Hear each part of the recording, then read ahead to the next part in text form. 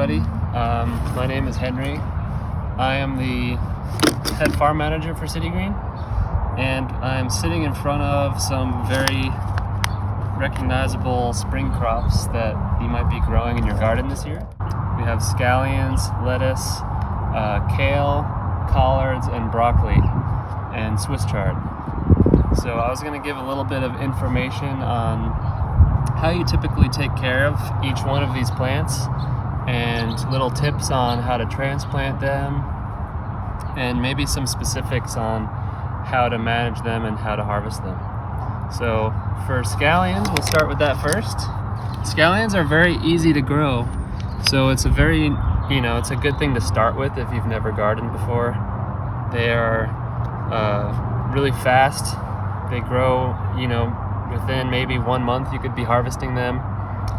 They also don't require much fertility. They can grow pretty well in poor soil conditions.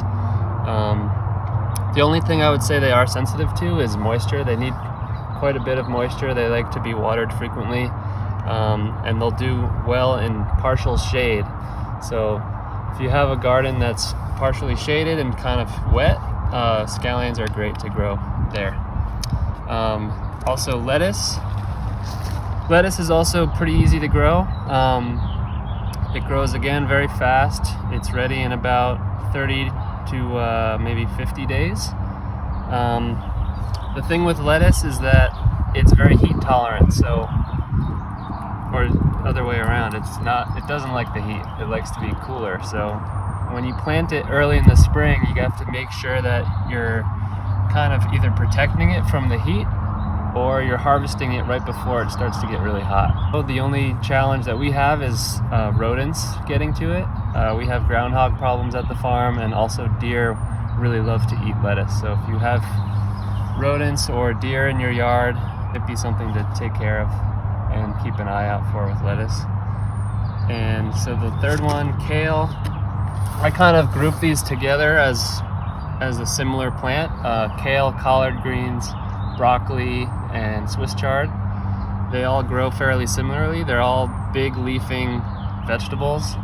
They take much longer to grow, so it's a little bit more challenging just because you have to kind of take care of them for longer, and they also require a little bit more fertility.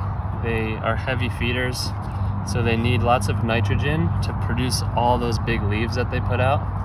Lots of compost or any other type of organic fertilizer. You'll want to feed the kale and broccoli and collards with that. We'll do a quick demonstration of how to plant these guys. So when doing any transplanting, this is called the root ball, and you gently pinch right above the root ball, holding the plant like so. If soil falls off the root ball like this, it's not that big of a deal. You just want to kind of see where the roots are and make sure that those kind of stay intact. When you're planting it in your garden, you just make a hole, whether you use your hands or a trowel, place it in, make sure the top of the root ball is level with the ground, cover it up, and then firmly press it into the ground, and that's it. We'll do one with lettuce too. Again, lettuce. And you'll also notice they're easier to pull out of the trays when their roots are more established. Sometimes you'll notice if you're trying to pull your seedling out of the tray, it won't come out.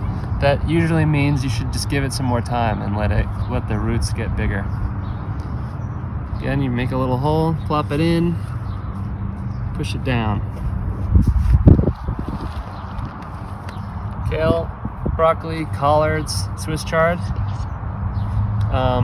It's another good idea for these guys. You might notice how leggy they are.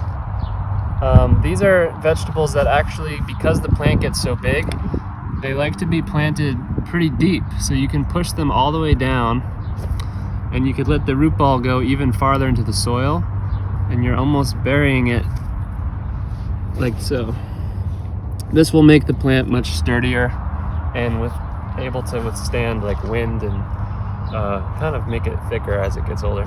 You want to think about spacing in your garden. Typically, scallions grow straight up and down, you can plant them really close to each other, and you can plant them, interplant them throughout your gardens because they're only growing up and down. Lettuce, you typically give it a foot in diameter around where you're planting it. So picture a lettuce head, how big it gets, about the size of a dinner plate.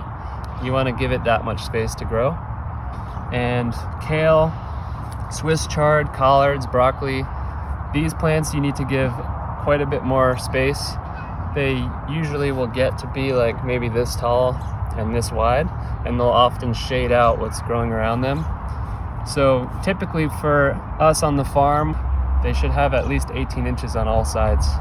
For all of these plants, we want to water them thoroughly when the soil is dry, and we have a little trick for doing that.